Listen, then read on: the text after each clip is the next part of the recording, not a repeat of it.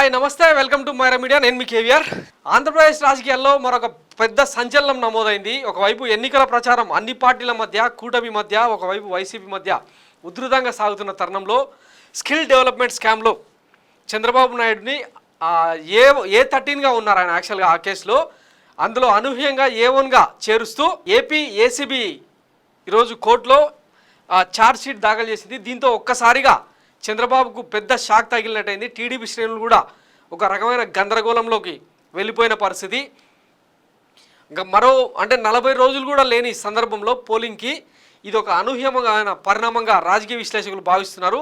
దీనికి సంబంధించి senior analyst KS Prasad గారు ఎప్పుడో ఊహించారు.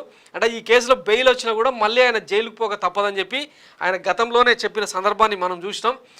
మైరా మీడియాకి ఎక్స్క్లూజివ్ ఇచ్చిన ఇంటర్వ్యూని కూడా మీకు ఒకసారి ప్లే చేసి చూపిస్తా. ఫస్ట్ ఆఫ్ ఆల్ ఈ కేసుకు సంబంధించి A1గా చేర్చిన దాని గురించి ఒకసారి డిస్కస్ చేద్దాం. A1గా చంద్రబాబు ఏసీబీ కోర్టులో సిఐడి ఛార్జ్ షీట్ దాఖలు.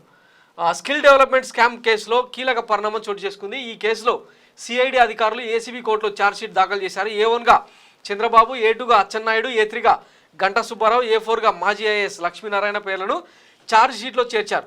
ఈ ఛార్జ్ షీట్ను సిఐడి అధికారులు ఏసీబీ కోర్టులో సమర్పించారు. ఇప్పటికే చంద్రబాబు నిందితుడిగా చేర్చుతూ ఫైబర్ నెట్ అసైన్డ్ భూముల కేసులోనూ సిఐడి అధికారులు ఛార్జ్ షీట్ దాఖలు చేశారు. కాగా స్కిల్ డెవలప్మెంట్ కేసులో టీడీపీ అధినేత మాజీ సీఎం చంద్రబాబును సిఐడి అధికారులు అరెస్ట్ చేసిన విషయం తెలిసిందే.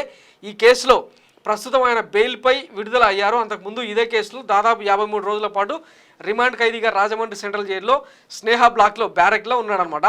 స్కిల్ డెవలప్మెంట్ కేసులో అక్రమాలు జరిగాయని సిఐడి అధికారులు కేసు నమోదు చేశారు. అయితే అనారోగ్యం కారణంగా ఈ కేసులో చంద్రబాబుకు బెయిల్ మంజూరైంది. దీంతో ఆయన జైలు నుంచి రిలీజ్ అయ్యారు. ప్రస్తుతం ఎన్నికల ప్రచారంలో తిరుగుతున్నారు. ఈ నేపథ్యంలో స్కిల్ కేసుకు సంబంధించి సిఐడి అధికారులు విజయవాడ ఏసీబీ కోర్టులో ఛార్జ్ షీట్ నమోదు చేశారు అన్నమాట. వాస్తవానికి ఈ కేసులో సెప్టెంబర్ 9న 2023న అరెస్ట్ చేశారనమాట. అక్టోబర్ 31న ఆయన బెయిల్ మీద బయటకు వచ్చిండు. ఓవరాల్గా 53 రోజులు ఆయన జైల్లో ఉన్నట్టయింది. వాస్తవానికి ఆయన బెయిల్ మీద బయటకు వచ్చింది అరికాల నుంచి నెత్తి దాకా సకల రోగాలకు దరిద్రం నా శరీరం అని చెప్పి ఆయన బెయిల్ తెచ్చుకున్నాడు అనమాట. చాలా వరకు యాంటిసిపేటర్ బెయిలు, స్క్వాష్ పిటిషన్లు ఇట్లా చాలా వేసినా కూడా కోర్టు కన్విన్స్ కాలేదు. కానీ తనకు రోగాలన్నీ తిరగబెడుతున్నాయి, ఈ ఏజ్లో జైల్లో ఉండడం వల్ల మానసిక ఇబ్బందుల కారణంగా చావుకు కూడా దగ్గర అవ్వచ్చు అని చెప్పి ఆయన పెట్టుకున్న పిటిషన్కు కోర్టు కన్విన్స్ అవ్వడం వల్ల బెయిల్ వచ్చింది. దాంతోపాటు ఆయన ఎక్కడ కూడా రాజకీయ విమర్శలు చేయకూడదు అని చెప్పి కండిషన్ బెయిల్ ఇచ్చింది అన్నట్టు. కానీ ఆయన ఇప్పుడు మంచిగా తాపిగా కూటమిలో నడి వయస్కుడైన పవన్ కళ్యాణ్ కానీ బీజేపీ నేతలు కానీ ఎక్కడ కూడా క్షేత్రస్థాయిలో కనిపించట్లేదు. కానీ చంద్రబాబు నాయుడు మాత్రం ఉరకలేసిన ఉత్సాహంతో ఆయన ఎన్నికల ప్రచారంలో తిరుగుతూ ఉన్నారన్నమాట. ఈ నేపథ్యంలో ఆయనకు బెయిల్ ఇచ్చింది దేనికి? అనారోగ్య సమస్యల కారణంగా బెయిల్ అని చెప్పిర్రు. కానీ ఆయననేమో ప్రచారంలో ఇష్టానుసారంగా తిరుగుతూ ఉన్నాడు, ప్రతిపక్ష నేత మీద ఇష్టానుసారంగా తిడుతూ ఉన్నారని చెప్పి కోర్టులో ఏసీబీ వాదిస్తూ వస్తున్నది గత కొంతకాలంగా. ఇప్పుడు ఏకంగా ఆయన యాక్చువల్గా ఈ స్కిల్ డెవలప్మెంట్ స్కామ్లో A13గా చేర్చిండ్రు గతంలో. ఇప్పుడు ఏకంగా A1గా చేర్చిండ్రు అనమాట. ఇవే కాదు, ఫైబర్ గ్రిడ్, తర్వాత ORR స్కాము, రీసెంట్గా బిల్లీరావుకు సంబంధించిన IMG భారత్ కేసు, ఇవన్నీ కూడా ఆయన మెడ మీద కత్తిలా వేలాడుతూ ఉన్నాయన్నమాట. ఈ నేపథ్యంలో మళ్ళొకసారి జైలుకి వెళ్ళినా కూడా ఆశ్చర్యపోనక్కర్లేదని ఒక వాదన వినిపిస్తుంది అనమాట చంద్రబాబు. ఇదే విషయాన్ని గతంలో అనలిస్ట్ కేఎస్ ప్రసాద్ గారు గతంలోనే చెప్పారనమాట. ఆమె దగ్గర నుంచి ఆయన తిరుపతిలో ఒంటరివాడు, ఇంటి మీద దాడి చేస్తే ఒంటరివాడు, ఆఫీస్ మీద దాడి చేస్తే ఒంటరివాడు, ఏమీ లేదు. అక్కడి నుంచి ఏం చేసేది చేయగలిగేది ఏం లేదు. ఎందుకు అంటే ఆ టెన్యూర్లో అతను తీసుకున్న కొన్ని డెసిషన్స్ ఏవైతే ఉన్నాయో ముఖ్యమంత్రి హోదాలో, ఫైనాన్స్ సెక్రటరీ కానీ సంబంధిత చీఫ్ సెక్రటరీ కానీ వాళ్ళ నోట్స్ని లాస్ట్ పారాస్లో సజ్జల రామకృష్ణారెడ్డి గారు దీంట్లో క్లియర్గా మెన్షన్ చేశారు. Because of the force some this thing by chief minister of that time అన్నది ఎస్టాబ్లిష్ చేశారు. దీంట్లో మీరు ఒకటి గమనిస్తే స్కిల్ డెవలప్మెంట్ అథారిటీస్ త్రూగా స్టేట్ గవర్నమెంట్ ఇది 10% అనుకుంటే సిమెంట్స్ది 90%. ఇప్పుడు ఎవరికైనా నాకు ఉన్న అతి తక్కువ అవగాహనతో నేను చెప్తుంది ఏంటంటే పొద్దు నుంచి కూడా ఇప్పుడు సేఫ్ రెసిడెంట్ కొలెటరల్ సెక్యూరిటీలో అయితే మార్చిన మనీ 20% మంది కట్టమన్నప్పుడు మిగిలిన 80% పీరియాడికల్గా రిలీజ్ అయ్యే కార్యక్రమం చూసాం. కానీ ఇది 4 నెలల నిలువులు మొత్తం 371 కోట్లు విత్డ్రా చేయబడ్డాయి. And it is been used for 2,13,000 పీపుల్కి ట్రైనింగ్ అన్నారు 50,000 మంది కంటే. ఇప్పటిదాకా ఉన్న ఈ తెలుగుదేశం గవర్నమెంట్ నుంచి ఉన్న ఏ ప్రతినిధి అయినా సరే ఈ 2,13,000 మందిని కానీ ఉద్యోగాలు వచ్చిన 50,000 మందిని కానీ ఎక్కడైనా మనకి ప్రజెంట్ చేస్తూ ప్రధానికి ఆయన నంద్యాల నుంచి తీసుకొచ్చారు.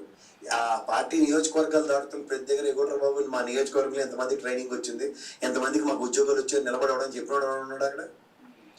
అట్లీస్ట్ ఈ ప్రజాప్రతినిధులు ఇన్నాళ్ళ బట్టి ఉన్న వాళ్ళు మా ఆయంలో మేము స్కిల్ డెవలప్మెంట్లో మా నియోజకవర్గాల నుంచి ఎంతమంది వచ్చారు అని ఒక యనమల రామకృష్ణ ఫైనాన్స్ మినిస్టర్గా ఈ పై వాళ్ళకి కాసి ఇప్పుడు పిహెచ్సి చైర్మన్ గాను ఉత్తరించి ఊళ్ళు వెళ్ళి ఆ కుటుంబంలో అట్టాడు ఎవరైనా పనికొచ్చినట్టు లేదా అక్కడ పిహెచ్సి 20 సంవత్సరాల పథకం చైర్మన్ ఆడేకోండి సాయిబాబు గారు ఇలాంటి వాళ్ళు ఎవరైనా బయటకు వచ్చి మా టెన్యూర్లో మేము చేసిన పని ఇది, దీని అవుట్కమ్ ఇది, దీని రిజల్ట్స్ ఇది, దీని రెప్లికేషన్స్ ఎట్లా లీడ్ అవుతున్నాయని చెప్తున్నారు కదా. ఈ రెప్లికేషన్స్ ఎందుకు లీడ్ అవుతాయి, ఎంతమందికి ఈ విధంగా ట్రైనింగ్ ఇచ్చో సిమెంట్స్ సమ్ ఎక్స్వైజెడ్ రీజన్స్తో రాలేదో వచ్చాడో ఒప్పందం ప్రకారం సర్టన్ టైం అడిగాడో ఏదో దానికి ఎక్స్ప్లెనేషన్స్ ఇవ్వాలి కదా. ఒక్క మనిషి మీద నెత్తేసి మొత్తం అంతా ఏమైతే అదే చూద్దాం తగిలిన తమాషా చూసినట్టు తమాషా చూస్తుంటే ఎన్నాళ్ళు ఈ తమాషా చూస్తారన్నది ఫస్ట్ ప్రశ్న. రెండోది ఇక్కడ మీరు ఒకటి గమనించరు లేదో ఈయన మీద పెట్టిన కేసులు ఒకసారి చదువుతాను నేను, ఒక్క నిమిషం ఆగండి. ఆ కేసులు 51 and 2 దీని కింద నోటీస్ ఇచ్చారు. ఇందులో పెట్టిన కేసులు అంటారు section 120B, 166, 167, 418, 420, 465, 468, 471, 409, 201, 109 red with 34 and 37 IPC sections కింద పెట్టారు కేసులు. ఇక్కడ వీటిల్లో మీరు గమనిస్తే ఇవన్నీ 7 సంవత్సరాల లోపున బెయిలబుల్ కేసులే ఎక్సెప్ట్ 409. ఈ 409 అన్నది డిస్క్రిప్షన్ ఆఫ్ మెజిస్ట్రేట్ అండ్ 10 సంవత్సరాలు bare minimum and maximum of life ప్రెసిడెంట్స్కి ఛాన్సెస్ ఉన్నాయి. ఇది కాక anti corruption bureau and CID విభాగాలు సంధించిన కేసులు, దీంట్లో ఒక financial irregularity it's more provoking. So వీటిలన్నింటిలోంచి సారాంశం ఏంటంటే రేపు ఇవాళ మెజిస్ట్రేట్ గారు కనుక కన్విన్స్ కాలేదంటే ఇట్ లీడ్స్ టు అక్కడ ఆల్రెడీ ఢిల్లీలో G20 సదస్సు నడుస్తుంది. పరికినోడు దిగినోడు ఎవరు ఉండడు. ఇక్కడ గవర్నర్ ఏమో విశాఖ పర్యటనలో ఉన్నాడు, ముఖ్యమంత్రి విదేశాల్లో ఉన్నారు. ఈరోజు is very crucial day. So non functioning డేలో వీళ్ళు ఇంత ప్రొయాక్టివ్గా ఉండవలసిన దగ్గర నాన్ రియాక్టివ్ మోడ్లోనూ అసలు శ్రేణులు ఎక్కడికక్కడ గృహ నిర్బంధాలు ఇలాంటి కేసుల్లో పెట్టుకొని కూర్చుని ఉంటే ఏముంది. ప్రతిసారి ఆయన ఉంటారు. తిరుపతిలో కూడా బాజీ బట్టలు వేసుకొని కూర్చుని 10 గంటల పైంచీలకి ఆయన వయసుకి కాకుండా విపరీతం. సో ఇదే అనమాట, గతంలోనే ఈ కేసుకు సంబంధించిన తీవ్రత ఎట్లాంటిదని కేఎస్ ప్రసాద్ గారు క్లియర్గా చెప్పారనమాట. ఏదో కోర్టు అంటే ఆరోగ్యం బాగాలేదు, ఇంకొకటి 74 ఏళ్ళ వయసులో ఆయనను జైల్లో నిర్బంధించడం కరెక్ట్ కాదని ఒక మానవతా దృక్పథంతో వ్యవహరించడం వల్ల ఆయన బెయిల్ మీద బయటకు తిరుగుతున్నారు. అయితే ఇప్పుడు ఏసీబీ ఛార్జ్షీట్ వేయడం వల్ల మళ్ళీ ఈ కేసులో కదలిక వచ్చినట్టు అయింది. దీంతోపాటు చంద్రబాబు నాయుడు అంటే తన విజనరీని మొత్తాన్ని రంగరించి 1995లో ఎట్లయితే టీడీపీని తను హైర్ చేసుకున్నాడో, అంటే ఎన్టీ రామారావు పార్టీని స్థాపించినా కూడా ఆయన నుంచి ఎట్లయితే గుంజుకున్నారో అప్పటి బ్యాచ్ మొత్తాన్ని తనకు బెయిల్ ఇప్పించేందుకు, తను మళ్ళీ జైలుకు వెళ్లకుండా ఉండేందుకు రంగంలోకి దింపినట్టు సోషల్ మీడియాలో పెద్ద ఎత్తున చర్చ జరుగుతుంది. చూద్దాం మరి దీని పరిణామాలు, ఈ కేసు తీవ్రత ఎట్లా ఉండబోతుంది అన్నది రాబోయే రోజుల్లో తెలిసే అవకాశం ఉంది. ఏం జరిగినా కానీ చంద్రబాబు నాయుడు మాత్రం కంప్లీట్గా అన్ని వైపుల నుంచి లాక్ అయిపోతున్న పరిస్థితి. ఒకవైపు ఇప్పటికే పెన్షనర్లతో పెట్టుకొని ఓటు గ్రాఫ్ను, ఓటు షేర్ను బాగా తగ్గించుకున్నట్టు కూటమి అంటే మిగతా పార్టీలు కూడా ఆయననే బ్లేమ్ చేస్తున్న పరిస్థితి చూస్తూనే ఉన్నాం.